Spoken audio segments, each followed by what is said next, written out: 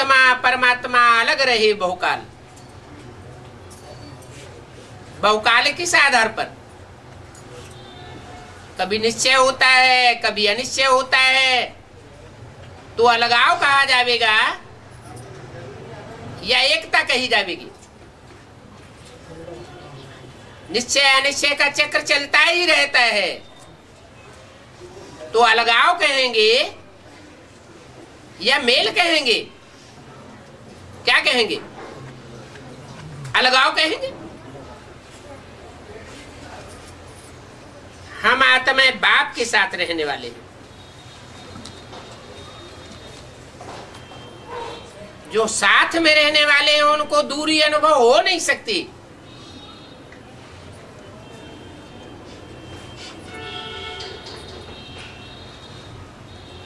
वो आत्माओं का घर है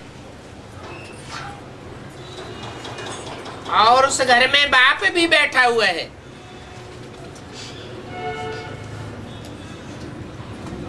उनका नाम है शिव।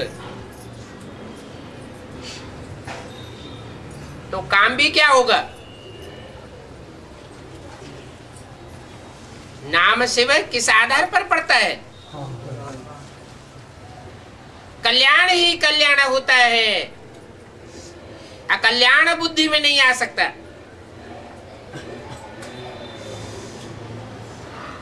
शिव जयंती भी गाई जाती है।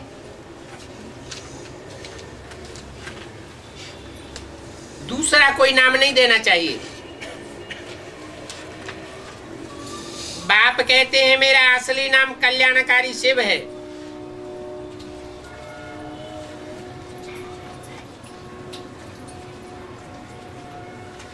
और रुद्र को कल्याणकारी नहीं कहेंगे।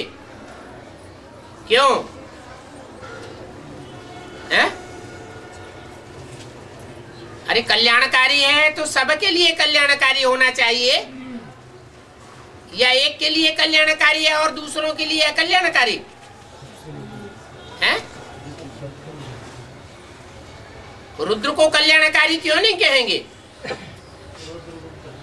वो तो रौद्र रूप धारण करता है। किसके लिए है? जो श्रीमत पर नहीं चलने वाले हैं उनके लिए रौद्र रूप धारण करता है।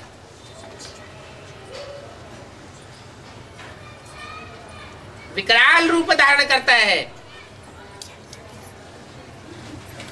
आसुरी सृष्टि का विनाश हो जाता है। तो जिनका विनाश हो जाता है उनकी बुद्धि में बैठता है कि हमारे लिए कल्याणकारी है। तो रुद्र को कल्याणकारी नहीं कहेंगे। कल्याणकारी शिव को ही कहते हैं।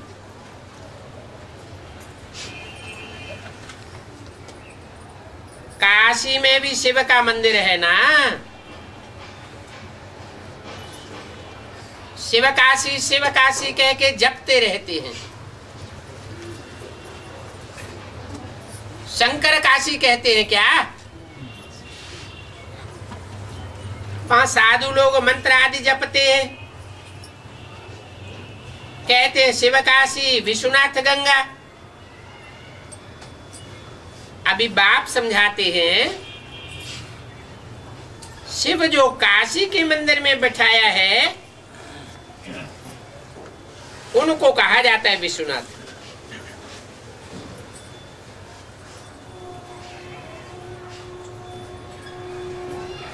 अभी मैं तो विश्वनाथ नहीं हूं कभी है। मैं विश्व का मालिक बनता हूं क्या? शिव विश्व का मालिक बनते हैं? नहीं बनते हैं। विश्व के नाथ तुम बनते हो, मैं तो नहीं बनता हूं। भक्ति मार्ग में तो हर एक अक्षर झूठ ही झूठ।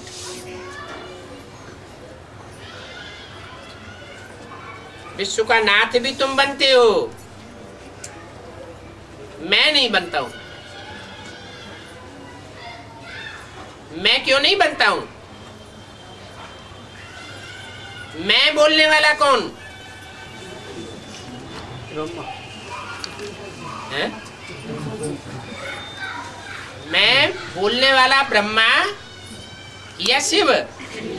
यहाँ बात किसकी हो रही? ब्रह्मा की हो रही है या शिव की हो रही है? शिव की बात हो रही है।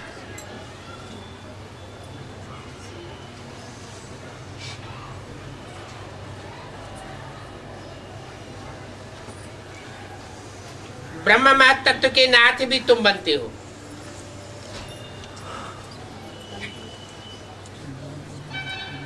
तुम्हारा ब्रह्म तत्व घर है, वो घर है और वो राजधानी है। और ब्रह्म तत्व मेरा एक ही घर है। मैं स्वर्ग में नहीं आता हूं।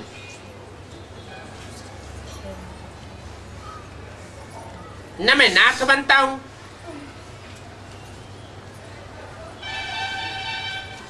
क्या?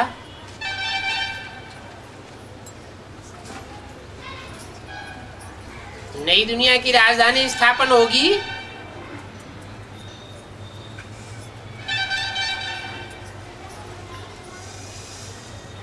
तो शिव बाबा स्वर्ग में जावेगा या नहीं जावेगा?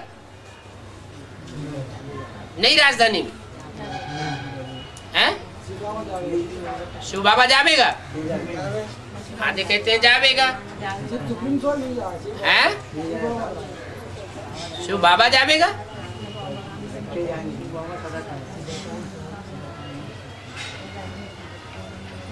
मैं स्वर्ग में नहीं आता हूं और न मैं नाथ बनता हूं। मेरे को कहते ही है शिव बाबा है? शिव बाबा किसको कहा जाता है? साकार निराकार के मेल को बाबा कहा जाता है। तो वो स्वर्ग में जावेगा या 500 करोड़ की दुनिया में रहेगा?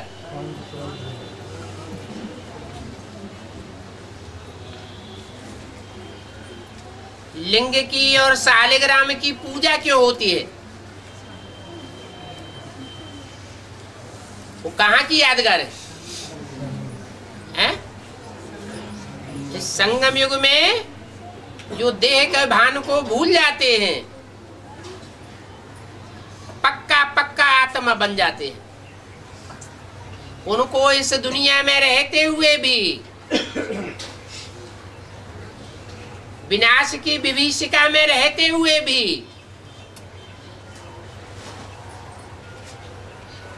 उस विनाश के भंभोर में रहते हुए भी कोई दुख अनुभव नहीं होता।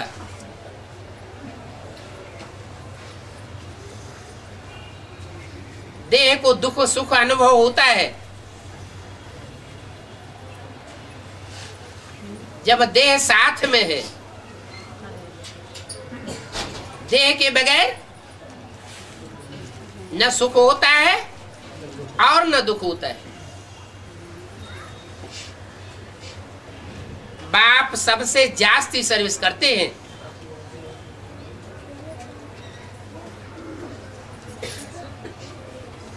कृष्ण और राधा की आत्मा इतनी सर्विस नहीं करती।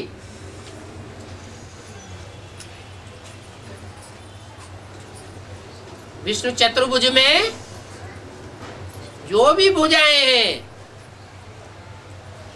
वो आत्मा रूपी भुजाएं उतनी सर्विस नहीं करती जितनी बाप सर्विस करते हैं।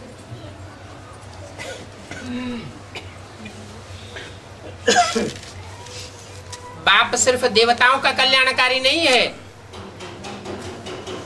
सारी दुनिया का कल्याणकारी है। विश्व कल्याणकारी माने विश्व की एक एक आत्मा, उन सब का कल्याण करना पड़े, सबको मुक्ति और जीवन मुक्ति में ले जाते हैं। मुक्ति में ले जाते हैं और जीवन मुक्ति में भेज देते हैं।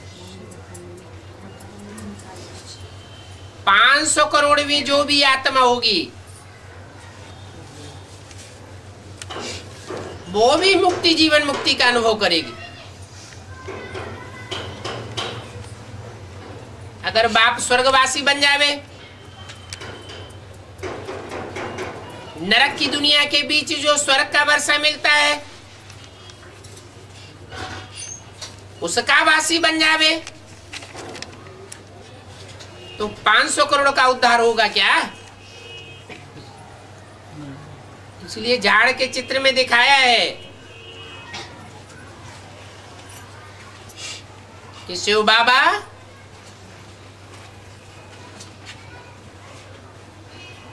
ऊपर बैठे हुए, उनको शिव कहेंगे या शिव बाबा कहेंगे?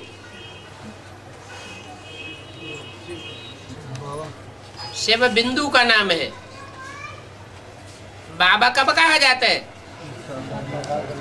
जब साकार निराकार का मेल हो। तो सबसे जास्ती सर्विस करते हैं, मूत पलितों को पावन बनाते हैं। सिख लोग कहते हैं मूत पलिती कपड़ धोए,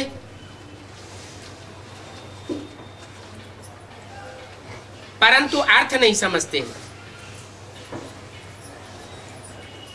कि कपड़ा किसको कहा जाता है।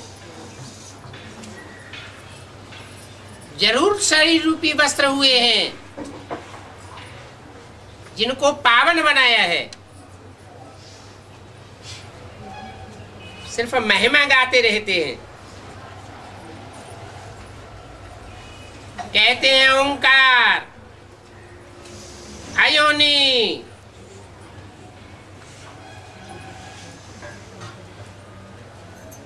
एक ओंकार निरंकार, अर्थात जन्म मरण रहित। मनुष्य तो 84 जन्म लेते हैं, बाप कहते हैं मैं जन्म नहीं लेता हूं, मैं सिर्फ इनमें प्रवेश करता हूं। किनमें? राम और कृष्ण में। इनकी आत्मा जानती है कि बाबा मेरे साथ इकट्ठा बैठा हुआ है। किनकी आत्मा जानती है? राम और कृष्ण की आत्मा जानती है कि बाबा मेरे साथ इकट्ठा बैठा हुआ है, तो भी घड़ी घड़ी याद भूल जाते हैं। इस दादा की आत्मा कहती है मुझे तो बहुत मेहनत करनी पड़ती है। क्यों? दादा की आत्मा को बहुत मेहनत क्यों करनी पड़ती है? भूल जाते घड़ी घड़ी। क्यों भूल जाते हैं? हैं? क्योंकि लवलीन होने की स्टेज तक शरीर रहते नहीं पहुंच पाते।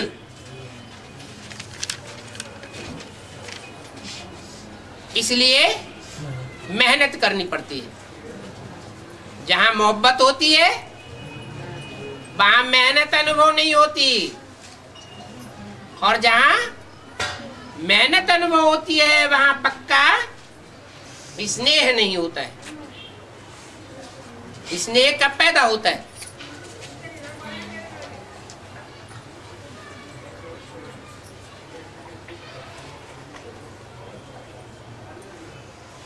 प्यार पैदा होना, घृणा पैदा होना,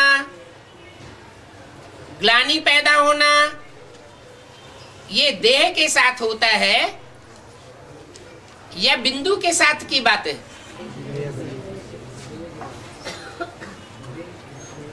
ब्रह्मा के लिए नहीं कहेंगे कि लवलीन थे। क्यों? क्योंकि उनकी बुद्धि में देह सहित धारण होने वाली आत्मा का स्वरूप नहीं था।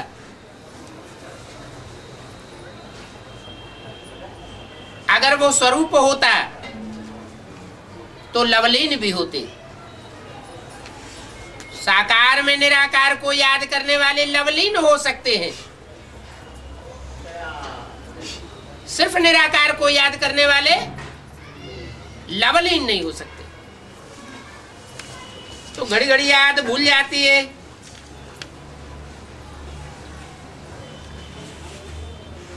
मेहनत करनी पड़ती है। ऐसे नहीं कि मेरे में मुकर्रर रूप से बैठा हुआ है तो याद अच्छी रहती है, नहीं। भले एकदम इकट्ठा है, मैं जानता हूं मेरे पास है, इस शरीर का जैसे वो मालिक है, फिर भी भूल जाता हूं। बंबई में मकान लिया, सारा मकान किराए पर दिया, बाकी एक कमरे में मालकिन बैठी थी। तो बाबा को भी ये मकान दिया है रहने के लिए। क्या मतलब हुआ? है? इस शरीर रूपी रथ में फिर मालकिन कौन बैठी हुई है? एक कोने में बैठता है।